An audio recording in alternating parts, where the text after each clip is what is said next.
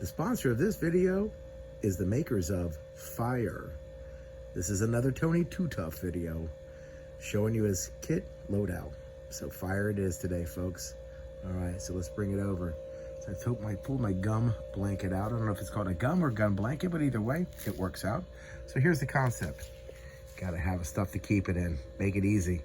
Pull it out, it's all there. So what do we got inside? We're gonna start with my Flint and Steel Kit. Now, to open up my Flint and Steel Kit, you gotta have a piece of steel. And then I got some char cloth in there, and a couple of other stones, like some quartz and some other shirt that works really, really well for creating a spark. It's my little toy. So there's my little tin.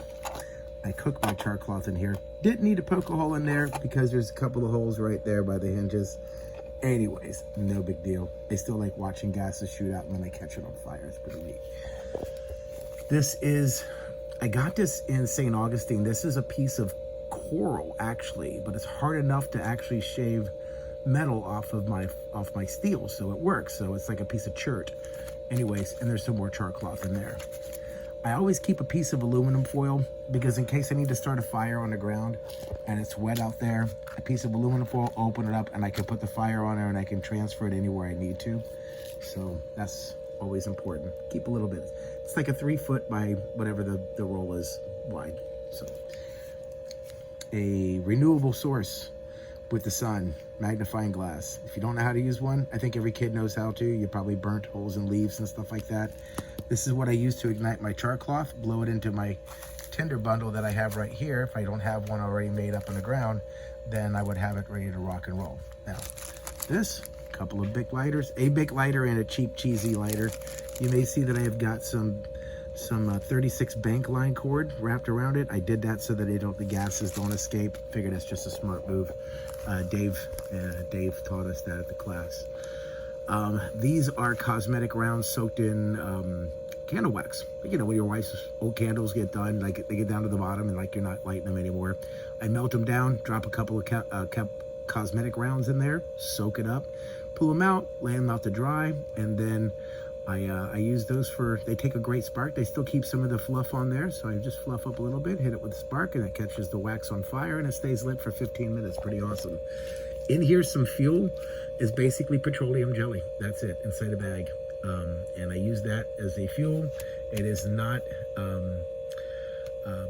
it's not anything other than just a fuel. It's not an extender. I mean, it's an extender, but it's not an accelerant. So Dave taught us that petroleum jelly is a fuel, not an accelerant. Accelerant will take a spark from just a ferrocerium rod, but for a fuel, you need open fire to keep it going. So that's like kerosene is also a fuel, okay? So this is jute twine, right? Jute twine, I break it down into these little tiny fibers and then I roll them up into a piece of cotton. So if I open up this piece of cotton roll there, it's got a bunch of this jute twine that I unraveled. While I'm at work waiting for calls, in between calls I do that. And I keep a 4x4 cotton so that I can couple it with my petroleum jelly. The cotton stays dry. I don't soak it in there because if it gets completely saturated, it doesn't take a spark. You got to get to that dry cotton. I want that to catch, and then, bam, petroleum jelly goes. Now, speaking of spark, I've got a ferrocerium rod. So I keep a little bit of 1-inch Gorilla tape on there, not the duct tape, but the Gorilla tape. That's the good stuff. It's got a lanyard hold, as you can see right there.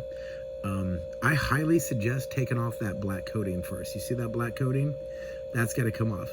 Take some sandpaper, scrub it off, get rid of it, right? And this is my spare, right? So I keep the one that I mainly use. I keep it right here on my backpack, and it stays right here. So it's got a piece of leather twine, and I keep that attached to here. I keep some extra fat wood on the back. So I got my fat wood, and I've got my ferrocerium rod, which a 45-degree spine. We'll go ahead and get that taken care of. I always have my knife with me. So I've got that and this is my fat wood. Here we are, ladies and gentlemen. This is the essence of my fire kit. Now, I'm sure there's a bunch of people out there probably have a lot more crap in their fire kit, but this is basic. I don't need a lot. Like, I just need 3 ways to start fires, and I have plenty. So that's what's in my kit. It goes back inside my bag, and when I'm done, I'm done. It was good talking to you. Good seeing you guys.